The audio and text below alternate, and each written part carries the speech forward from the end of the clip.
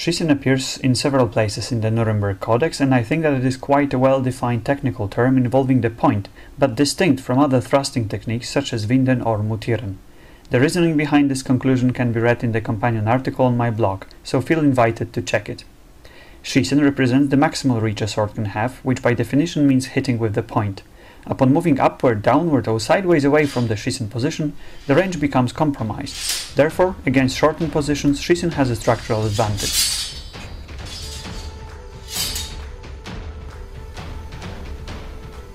Schiessen is structurally supported with the whole body and can withstand great pressure coming directly from the front without breaking, which gives it a solid pushing effect. Shortened positions, such as ox, lack this capability.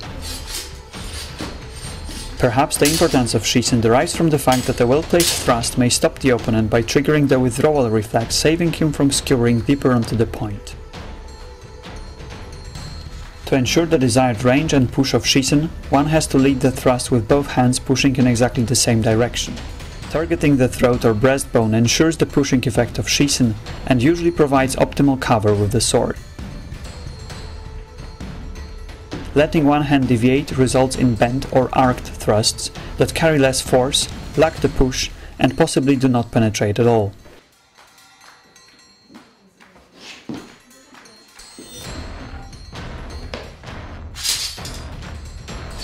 To take advantage of the set benefits of Schiessen, connecting with the point is a priority, so one has to do it in a single tempo before moving the feet.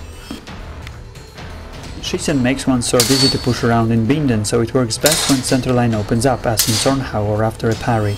Making Schiessen recklessly will leave one vulnerable to a riposte. The following example shows the disadvantages of thrusting without Schiessen: shorter range and worse structure. Reacting with Schiessen against such a thrust is the quickest way to end the fight.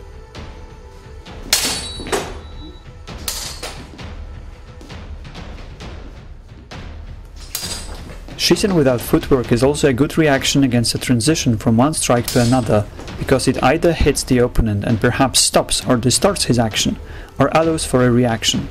In either case, it helps avoid a double hit. Shortened thrusts either don't reach that far and let the opponent get nearer, or require a step which is slower and brings one even closer to the opponent, thus making a double hit more probable. If Schiessen misses, one should shorten in order to defend, and as soon as the attack gets deflected, that's right, Schiessen again. Basically, the same is true for extending with footwork. According to the Codex, Schiessen defeats wide and long attacks. It indeed works very well against telegraphed attacks, allowing for wounding in the tempo of the swing and covering in the tempo of the actual attack. It is also efficient against attacks combined with far-reaching footwork, which tend to lower one's center of gravity, thus giving Schiessen better leverage in case of binden. Schiessen appears in 4 of the 5 master strikes described in the Codex, which suggests that it can be executed with different hand positions and not always on the shoulder level. The shortening of the reach is always done in exchange for better protection in a given context, as in the case of the strikes of Tverhau and Krumhau.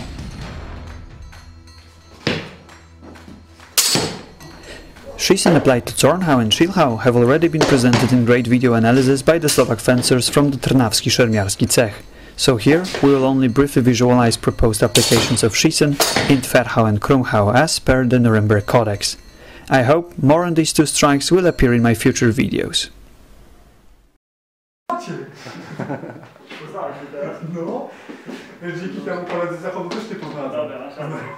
Dobra,